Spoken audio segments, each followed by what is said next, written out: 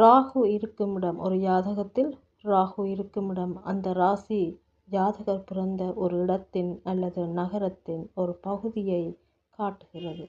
எடுத்துக்காட்டாக, பிறக்கும்போது ராகு மேசத்தில் இருந்தால் ஜாதகர் இந்த இடத்தின் கிழக்கு பகுதியில் பிறந்தார் என்று சொல்லலாம். ராகு இருக்கும் நட்சத்திர சாரத்தையும் நாங்கள் பார்க்க வேண்டும். உதாரணமாக அஸ்வினியில் இருக்கின்றார் என்றால் மேச ராசியில் அஸ்வினி என்னும் பகுதி எப்படிப்பட்டது என்று பார்க்க வேண்டும். அஸ்வினி ஆன்மீகத்தோடு சம்பந்தப்பட்ட இடங்கள் இருக்கும் என்று சொல்லலாம். ஏனென்றால் அஸ்வினி கேதுவின் நட்சத்திரம். மேச வீதியின் ஆரம்ப பகுதியாக அது அமையும். பள்ளமான பகுதி, மழை பெய்தால் தண்ணீர் வீட்டுக்குள் வரும், உழுத நிலத்தை குறிக்கும். பெரிய தொழிற்சாலைகள் அந்த இடங்களில் இருக்கும். சில இடங்கள் பாழ்ந்த நிலையில் காணப்படும். செம்மண் பூமி, செம்மண் வீடுகள், செங்கல் வீடுகள் அந்த இடத்துல இருக்கும். மட்பாண்டங்கள் செய்கிற இடம் இருக்கும் என்று சொல்லலாம். அரச குடியிருப்புகள் இருக்கும். தொழில்நுட்ப நிலைகளோடு சம்பந்தப்பட்ட பகுதியாக இருக்கும். பாறையில் தண்ணீர் வரும். கேது முள்ளையும் குறிப்பவர். நெருஞ்சி முள் போன்ற முள் நிறைந்த மரங்கள் இருக்கும் என்றும் சொல்லலாம்.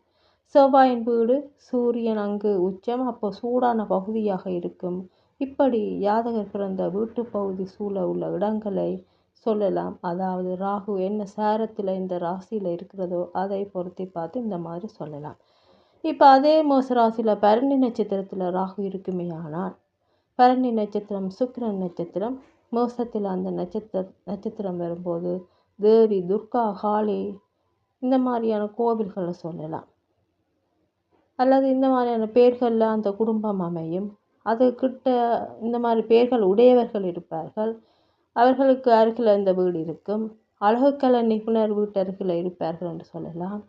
அதாவது இந்த ஜாதகருடைய வீடு இருக்கும் என்று சொல்லலாம். நவரத்தின சுரங்கங்கள் அந்த இடங்களில் இருக்கும். நவரத்தின சேமிப்பு இடங்கள் அந்த இடங்களில் இருக்கும். இவர்கள் வீட்டருகில் தேவர், வன்னியர், கவுண்டர் போன்ற இனத்தவர்கள் இருப்பார்கள் என்று சொல்லலாம். சித்திரம், சிற்ப வேலைகள் சம்பந்தப்பட்ட இடங்கள் இவருடைய வீட்டுக்கு அருகில் இருக்கும் என்று சொல்லலாம். வர்ணம் பூசுதல், பெயிண்டிங் சம்பந்தப்பட்ட ஏதாவது இருக்கும் என்று சொல்லலாம். இவர்கள் வீட்டில் தையல் மிஷின் இருக்கும், ஆனால் பயன்படுத்த மாட்டார்கள் என்று சொல்லலாம். இதுவே ரிஷபராசியாக இருந்தால் அவர்கள் வீட்டில் தையல் மிஷின் இருக்கும், பயன்படுத்துவார்கள் என்று சொல்லலாம். இது மேச ராசியில் சுக்கிரன்ற நட்சத்திரம் வர்றபடியால் தையல் மிஷின் இருக்கும், அதிகம் பயன்படுத்த மாட்டார்கள். இவர்கள் ஆடம்பர செலவு செய்யக்கூடியவர்கள். இப்படி நிறைய நீங்கள் ஊகித்து சொல்லலாம். இதுவே கார்த்திகை நட்சத்திரமாக இருந்தால் அது பார்த்திங்கன்னா உடைப்பட்ட நட்சத்திரம் இல்லையா. இங்கே ராகு கார்த்திகை நட்சத்திரத்தில் இருந்தால் அதிக உஷ்ணமுடைய நட்சத்திரம் இந்த நட்சத்திரம்.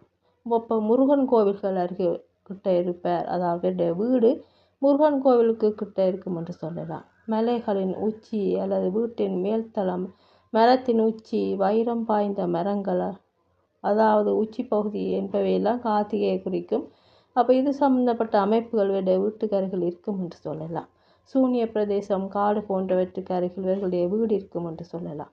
இவ்வாறாக நீங்கள் போட்டு பார்த்து சொல்லும்போது அது துல்லியமாக சரியாக வரும். செவ்வாய் நல்ல நிலையில் இருந்தால் அவரது இளைய சகோதரன் நல்ல நிலையில் இருக்கும் என்று சொல்லலாம். சுக்கிரன் நல்ல நிலையில் இருந்தால் அவரது சகோதரி நல்ல நிலையில் இருப்பார் என்று சொல்லலாம். செவ்வாய் நல்ல நிலையில் இல்லை என்றால் சகோதரன் கஷ்டப்படுகிற நிலையில் இருக்கிறார் என்று சொல்லலாம். அதுவே சுக்கிரன் நல்ல நிலையில் இல்லை என்றால் சகோதரி வாழ்க்கையில் சரியான நிலையில் இல்லை என்று சொல்லலாம். சூரியனோடு சேர்ந்துள்ள கிரகங்களை வைத்து தந்தையின் சகோதரிகளை கூறலாம். குரு ஜாதகரை குறிப்பவர். அந்த குரு தனுசு ராசியில் இருந்தால் ஜாதகர் வாழும் வாழ்க்கை வன வாழ்க்கை போன்றது என்று சொல்லலாம். அதுவே ரிஷபத்தில் இருந்தால் பணக்கார வாழ்க்கை, வசதியான வாழ்க்கையை வாழ்வார் என்று சொல்லலாம். கஷ்டம் என்பது சில பேருக்கு தெரியாத வாழ்க்கை வாழ்வார். அதாவது சில பேர் பார்த்தீங்கன்னா கஷ்டம்டா என்னென்றே தெரியாமல் அந்த மாதிரியான ஒரு வாழ்க்கை வாழ்வார்கள் என்று சொல்லலாம். குரு செவ்வாய் கிரகத்தை தொடும்போது அந்த பெண் திருமணம் செய்ய போகின்றாள் என்று சொல்லலாம். குரு சூரியன், புதன், சுக்கிரனை தனது சுற்றுகளில் பரிமாற்றங்களில் தொடுகிறதென்றால் இவை அதிர்ஷ்ட காலங்கள் என்பதை நீங்கள் உறுதியாக சொல்லலாம். ஜாதகருக்கு நல்ல விஷயங்கள் நடக்கப் போகிறது என்று சொல்லலாம். குருவிலிருந்து 5வது வீடு, 5ஆம் வீட்டை தொடர்பு கொள்ளும் கிரகங்கள் எல்லாம் குழந்தைகளின் எண்ணிக்கையை காட்டுகின்றன. குரு மிதுனம், தனுசு, மீனம் ஆகிய ராசிகளில் வரும் காலம் ஜாதகருக்கு 41 வயதுக்கு பிறகு நல்லது நடக்கும் என்று சொல்லலாம். குரு இருக்கும் ராசியில் இருந்து 4ஆம் ராசி வரை கிரகங்கள் எதுவும் இல்லை என்றால் ஜாதகரின் வாழ்க்கை துன்பமானதாக இருக்கும். குரு சிம்மத்திலிருந்து, சுக்கிரன் தனது சொந்த வீட்டிலிருந்து, புதன் தனது சொந்த வீட்டில் இருந்து, சனி சந்திரன் அதாவது அவர்களின் சொந்த வீட்டில் இருக்குமானால் யாதகரின் வாழ்க்கை ஒரு அரச வாழ்க்கை என்று சொல்லலாம். புதன் கல்வியை குறிப்பவர். அவர் இருக்கும் இடம் யாதகர் எந்த துறையோடு சம்பந்தப்பட்ட கல்வியை படிப்பார் என்று சொல்லலாம். அல்லது யாதகர் படிக்கும் கல்வியின் தன்மை எப்படிப்பட்டது என்று சொல்லலாம். சனி குருவை தொட்டு புதன் செவ்வாய் கிரகத்தை தொடாமல் குருவை தொடுமாயின் யாதகரின் கல்வி மென்மையானதாகவும் முழுமையானதாகவும் இருக்கும் என்று சொல்லலாம். அதாவது பூர்த்தி அடைந்த கல்வி என்று சொல்லலாம். சனி இருக்கும் இடம் ஜாதகரின் தொழிலை காட்டுகிறது. சனிக்கு 10ஆம் இடம் ஜாதகரின் தொழிலை காட்டுகிறது. மேலும் சனிக்கு 2 கூடியவர் அவரின் ஜாதகரின் தொழிலை சொல்லுவார். உதாரணமாக சனி சுக்கிரன் வீட்டில் இருக்கிறது, அதற்கு 7ஆம் வீட்டில் குரு மற்றும் ராகு அல்லது கேது இருக்கிறது என்றால் ஜாதகர் ஒரு புகைப்பட கலைஞராக இருப்பார் என்று சொல்லலாம், உறுதியாக சொல்லலாம். இன்னொரு உதாரணமாக சனிக்கு அடுத்தடுத்த வீடுகளில் சந்திரன் சுக்கிரன் செவ்வாய் இருப்பார்கள் என்றால் ஜாதகர் ஹோட்டல் உணவகங்களை வைத்திருப்பார் என்று சொல்லலாம். சனி தனது 2ஆம் சுற்றில் 8ஆம் வீட்டுக்குரியவரை தொடுவாராயின் அந்த 8க்குரியவர் சூரியன் ஆயின் ஜாதகரின் தந்தையின் மரணம் உறுதி செய்யப்படுகிறது என்று சொல்லலாம். சனி தனது 2ஆம் சுற்றில் 8ஆம் வீட்டுக்குரியவரை தொடுவாராயின் அந்த 8க்குரியவர் சந்திரனாயின் ஜாதகரின் தாயின் மரணம் உறுதி செய்யப்படுகிறது என்று சொல்லலாம். சனி தனது 1வது 2வது சுற்றில் சுக்கிரனுக்கு 8ஆம் வீட்டை தொடுமாயின் ஜாதகரின் மனைவியின் மரணம் குறிக்கப்படுகிறது. சனியின் 3ஆம் சுற்றில் குருவிற்கு 8ஆம் வீட்டை தொடுமாயின் ஜாதகரின் இறப்பு குறிக்கப்படுகிறது. ஒரு ஆண் ஜாதகத்தில் சுக்கிரன் இருக்கும் இடம் அவரது மனைவி வரும் திசையை குறிக்கிறது. ஒரு பெண் ஜாதகத்தில் செவ்வாய் இருக்கும் இடம் அவர் கணவர் வரும் திசையை குறிக்கிறது.